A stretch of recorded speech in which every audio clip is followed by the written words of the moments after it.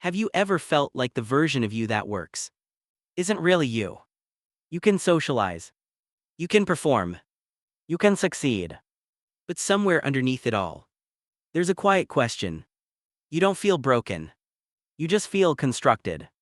There's a specific kind of exhaustion that doesn't come from work. It comes from maintenance.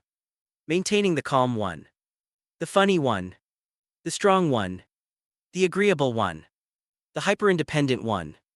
You learned early which version of you was safest.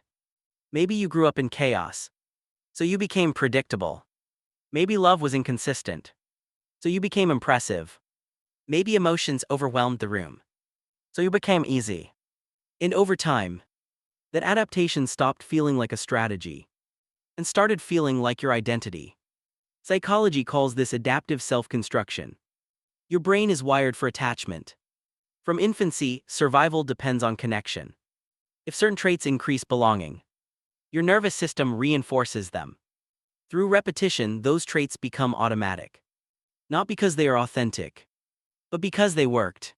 This is how survival patterns become personality traits.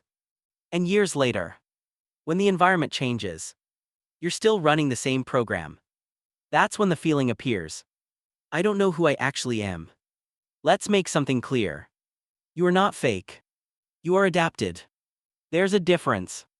A fake personality is deception. An adaptive personality is protection. The brain's primary job is not self-expression. It's safety. From a neuroscience perspective, your limbic system, especially the amygdala, is constantly scanning for threat. In childhood, social rejection feels like physical danger. So the brain learns, what version of me reduces risk? And then it encodes that version. Not as a mask, as a reflex. You don't feel fake because you lied to yourself. You feel fake because the environment that shaped you is no longer the environment you're in.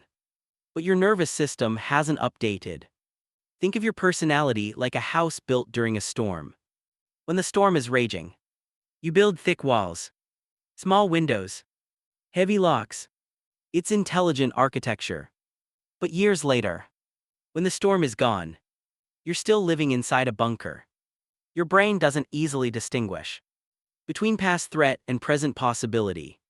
This is due to predictive processing. The brain is not reacting to reality in real time. It's predicting based on past experience. It builds internal models. If I act this way, I stay safe. These models are stored in neural pathways. The more you repeat a behavior, the more myelinated that pathway becomes. More efficient. More automatic. Over time, your adaptive traits become your default settings, even when they no longer serve you. For example, if you learn that being emotionally self-sufficient reduce disappointment, your prefrontal cortex will override vulnerability before it even fully forms. If you learn that achievement brought approval, your dopamine system will light up around performance, not presence. If you learn that expressing needs led to tension, your nervous system will suppress them before you consciously register them. You don't choose this. Your brain optimizes for what once kept you connected. And connection to the brain is survival. So how do you separate who you are from who you built? Not by tearing everything down, but by gently auditing the architecture. Here's a framework grounded in psychology. Ask yourself, what do I feel responsible for being? The stable one, the successful one, the invisible one. In personality theory, this is often tied to core schemas. Deep beliefs about what makes you worthy. Schemas operate unconsciously. Bringing them into awareness activates the prefrontal cortex, which reduces automatic emotional responses. Write down the role you default to.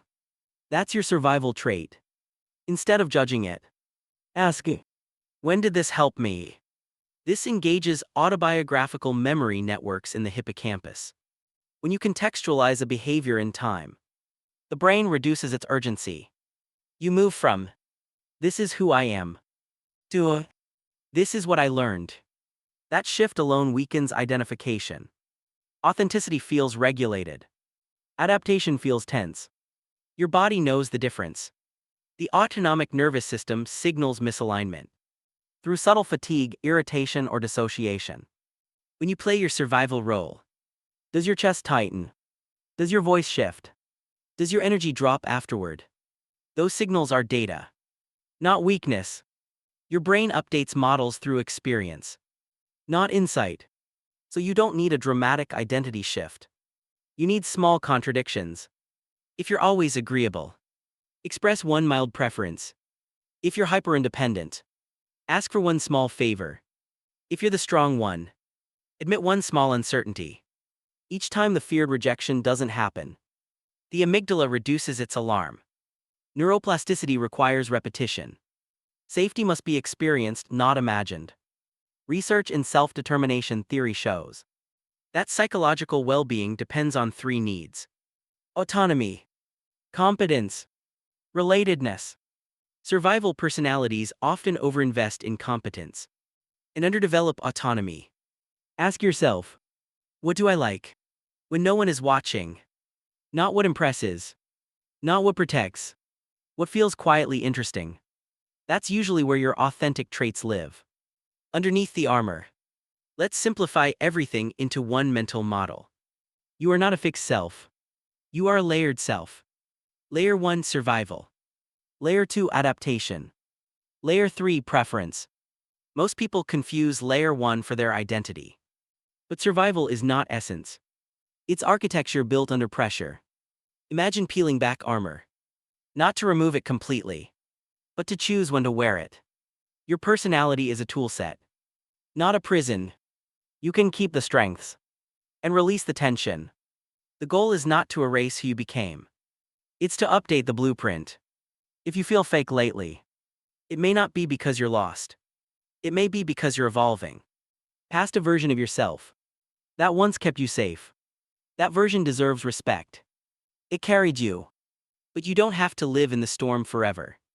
You can soften the walls, open a window, let unfamiliar air in, and slowly, without force, discover what remains. When you're not trying to survive. Not a stranger. Just you. Quieter. Lighter.